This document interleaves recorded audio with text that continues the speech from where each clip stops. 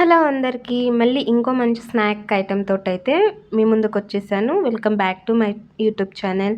So నా ఛానల్ని అయితే ప్లీజ్ సబ్స్క్రైబ్ చేసుకొని నన్ను సపోర్ట్ చేయండి, లైక్ చేయండి, షేర్ చేయండి, కామెంట్ చేయండి. ఖచ్చితంగా వీడియోస్ చూసి స్కిప్ చేయకుండా వీడియోస్ అయితే చూడండి, సబ్స్క్రైబ్ కూడా చేసుకోండి. సో ఇవాల్టి ఐటెం ఏంటంటే ఒక కప్పు చిక్కటి మిల్క్, ఇంకొక కప్పు పుట్నాలు, ఇంకో కప్పు బెల్లం ఉంటే చాలు టేస్టీ స్వీట్ ఐటెం అయితే రెసిపీ అయితే రెడీ అయిపోతుంది. చాలా టేస్టీగా ఉంటుంది. ఆ పాలకవ అలా ఉంటుంది కదా, కలాకండ్ అంటారు కదా, వాటి టేస్ట్కి మించి వస్తుందన్నమాట. సో చాలా ఈజీగా అయిపోతుంది, చాలా తక్కువ టైంలోనే అయిపోతుంది. సో ప్రాసెస్లోకి వెళ్ళిపోదాం.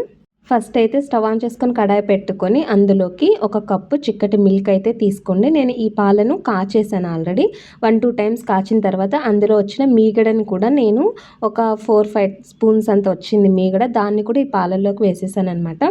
సో వేసేసి అదే కప్పుతోటి ఒక కప్పు పుట్నాలు అయితే తీసుకొని ఇలా నురుగు వచ్చేదాకా వాటిని మంచిగా ఉడికించుకోవాలన్నమాట. చూడండి చూపిస్తున్నా కదా దగ్గరకు పెట్టి.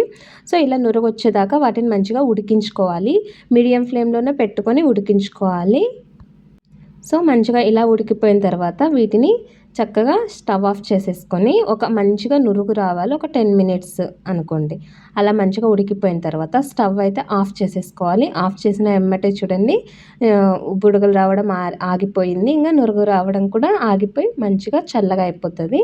సో ఇలా మంచిగా చల్లగా అయిపోయిన తర్వాత ఈ మిశ్రమాన్ని అంతా పేస్ట్ చేసుకోవాలన్నమాట. మిక్సీలోకి అయితే వేసేసుకోవాలి చల్లగా అయిపోయిన తర్వాత. సో చల్లగా అయిపోయిన తర్వాత ఇలా మిక్సీ జార్లోకి అయితే వేసేసుకోవాలి. మనకి ఇక్కడ వేసిన ఒక కప్పు పాలే ఇవేమీ మిక్సీ అవ్వదండి, పేస్ట్ అవ్వదు. సో ఇంకా మనం ఒక హాఫ్ కప్పు దాకా పాలను కానీ వాటర్ని కానీ యాడ్ చేసుకోవాలి. నేనైతే ఇక్కడ పాలని యాడ్ చేసుకుంటున్నా, ఎందుకంటే మనకు అంత పాలకోవా టేస్ట్ రావాలంటే మనం ఎక్కువగా మిల్క్ యూస్ చేస్తేనే ఆ టేస్ట్ వస్తుంది కాబట్టి. సో పాలని ఇంకా హాఫ్ కప్ అయితే వేసేసుకొని ఇందులోకి జీడిపప్పు కూడా ఒక 7-8 వేసేసుకొని తగినంత ఇలాచి కూడా వేసేసుకొని మంచిగా మిక్సీ పట్టుకోవాలి. ఇలా కొంచెం మిక్సీ పట్టిన తర్వాత ఒక కప్పు బెల్లం కానీ షుగర్ కానీ వేసుకోవచ్చు. బెల్లం వేసుకోండి, ఇంకా టేస్ట్ చాలా బాగుంటుంది. సో బెల్లం వేసుకొని ఇలా మంచిగా చూపిస్తున్నట్లుగా ఈ కన్సిస్టెన్సీ వచ్చేలాగా అయితే మిక్సీ పట్టేసుకోవాలి. తర్వాత దాన్ని పక్కన పెట్టుకొని కడాయిని అయితే పెట్టేసుకొని అందులోకి ఒక 4 స్పూన్స్ నెయ్యి అయితే వేసుకొని కొద్దిగా వేడెక్కిన తర్వాత ఈ పేస్ట్ అంతా కూడా అందులోకి వేసేసి మంచిగా మిక్స్ చేసుకోవాలి.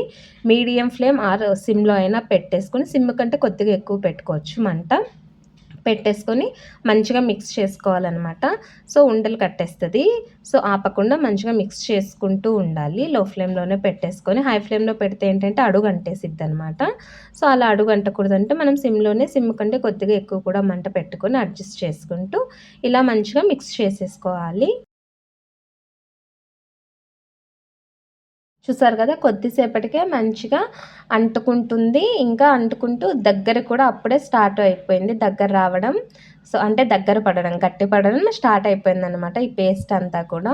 సో ఇలా మిక్స్ చేసుకుంటూనే సిమ్లో పెట్టేసుకొని మనమైతే ఇక్కడ ఇంకా నెయ్యిని ఇంకొక 1 స్పూన్ వేసుకుంటూ కలుపుకోవాలన్నమాట. ఎందుకంటే అడుగు అంటేస్తుంది. ఈ నెయ్యి వేయడం వల్ల ఏంటంటే కొంచెంగా అడుగు అంటకుండా ఉంటుందన్నమాట. సో ఇలా మిక్స్ చేసుకుంటూనే నెయ్యిని అయితే యాడ్ చేసుకుంటూ 1 స్పూన్ 2 స్పూన్స్ యాడ్ చేసుకుంటూ మంచిగా మిక్స్ చేసుకోవాలి. ఇది గట్టిగా దగ్గరకు వచ్చేయాలన్నమాట. ఒక లడ్డూలు చేస్తాం కదా మనం, అది ఎలా అయితే ఉంటుందో అలా దగ్గరకైతే వచ్చేయాలి. ఇలా మంచిగా మిక్స్ చేసుకోవాలి.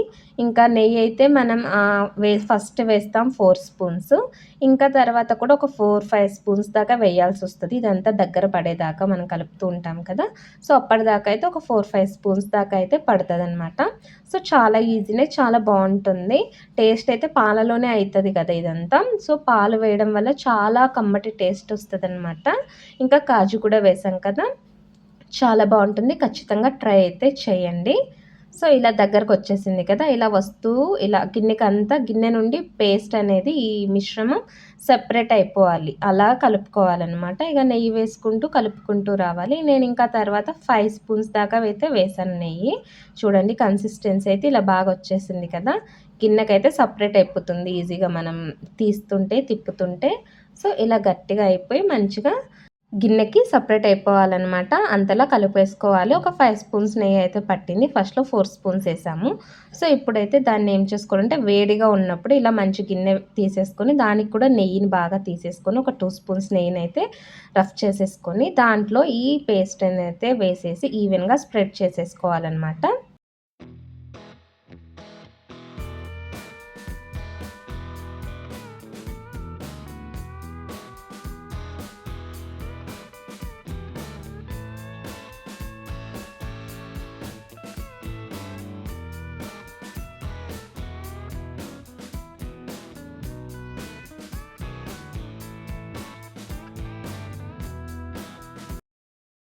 మంచిగా ఇలా స్ప్రెడ్ అయితే చేసేసుకొని ప్లేట్‌కంతా ఇప్పుడు వేడిగా ఉంది కాబట్టి చేపెట్టిన గెంటితోటన్నా ఇలానే వస్తది. సో, దీని మీదయితే ఇప్పుడు డ్రై ఫ్రూట్స్, నట్స్ ఏముంటే అవి సన్నగా కట్ చేసేసుకొని జీడిపప్పు, బాదం అనుకోండి సన్నగా కట్ చేసుకొని వేసేసుకోవాలి. చల్లగా అయిపోయిన తర్వాత హ్యాండ్ తోటి కాస్త నెయ్యిని రాసుకొని చేతికి ఇలా ఇలా స్ప్రెడ్ చేసుకుంటే నైస్ స్మూతీనెస్ వచ్చేస్తదనమాట. వేడిగా ఉన్నప్పుడు అవ్వదు కాబట్టి అలా మనం జస్ట్ అలా పెట్టేసుకొని సైలెంట్‌గా అయిపోతాము. గెరిటెతోటి అనేసి ఒత్తేసి. సో, చేత్తోటైతే ఇలా అనుకుంటే మంచిగా నైస్‌గా స్ప్రెడ్ అయిపోతది స్మూత్‌గా. సో, తర్వాత బాగా చల్లగా అయిపోయిన తర్వాత కత్తితోటైతే ఇలా కట్ చేసేసుకొని తీసేసుకోవడమే పీసెస్ సెపరేట్‌గా. చాలా ఈజీ. ఒక 10 మినిట్స్ లోపే అయిపోతది ప్రాసెస్ అయితే. టేస్ట్ అయితే మాత్రం చాలా బావుంటుంది. మంచిగా మనం పాలల్లో కాసేపు ఉడికిస్తాము. ఇంకా పాలని యాడ్ చేసి మిక్సీ కూడా పడతాం కదా! జీడిపప్పు కూడా వేస్తాం కదా! సో, వీటి టేస్ట్ వల్ల ఇంకా కమ్మదనం వస్తదనమాట. అసలు మనకిది పుట్నాలతోనే చేశామా అన్నట్లుగా అనిపిస్తది. అంత కమ్మటి టేస్ట్ వస్తదనమాట. సో, ఇప్పుడు ఇలా కట్ చేసుకున్న తర్వాత ఇవైతే ప్రాపర్‌గా తీయడానికి పైకి రాదు. సో, మనం ఏం చేయాలంటే మెల్లమెల్లగా గరిటె ఉంటుంది కదా! చపాతీ గరిటె లాంటిది. ఈ ఈ సైడ్స్‌కున్నవి చిన్న పీసెస్ ఉన్నాయి. వీటినైతే ఫస్ట్ రిమూవ్ చేసేసి తీసేసుకొని తర్వాత వీటినైతే హ్యాండ్ తోటి ఇలా తీసేసుకుంటే సెపరేట్‌గా మంచిగా వచ్చేస్తాయన్నమాట. కొన్ని తీసుకున్న తర్వాత ఇంకా రావట్లేదు అనిపిస్తే మీకు గరిటెతోటైనా కూడా తీసుకోవచ్చు. చపాతీ తీసే గంటెతోటి మంచిగా ఎత్తేసుకుంటే వచ్చేస్తాయి. కాస్త షేప్ ఔట్ అవుతున్నట్లు అనిపిస్తది. మెత్తగుంటుంది కాబట్టి. మెల్లమెల్లగా తీసుకుంటూ హ్యాండ్ తోటి అడ్జస్ట్ చేసుకుంటూ షేప్‌ని తీసేసుకుంటే సరిపోతుంది. చూసారు కదా! ఇలా మంచిగానే వస్తాయి. ఆల్మోస్ట్ బాగానే వస్తాయి. అంత బాగుండా ఏముండదు.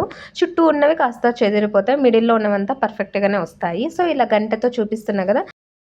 తీసుకున్నా కూడా గంటెతో చూపిస్తున్నట్లు షేప్స్ వచ్చేస్తాయి. చుట్టూ ఉన్నవి ఒక రౌండు మాత్రమే మనకు చెదిరిపోయినట్లు అనిపిస్తాయి. మిగతా మిడిల్‌లో అంతా మంచిగానే తీసేయొచ్చు. హ్యాండ్ తోటైనా ఇలా గరిటెతోటైనా తీసేయొచ్చు.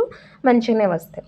సో, ఫైనల్‌గా టేస్టీ పుట్నాలు పాలతోటి చేసిన బర్ఫీ అయితే రెడీ అయిపోయింది. సో, ప్లీజ్ ట్రై చేయండి. చాలా బావుంటుంది. నా వీడియోస్ స్కిప్ చేయకుండా చూడండి.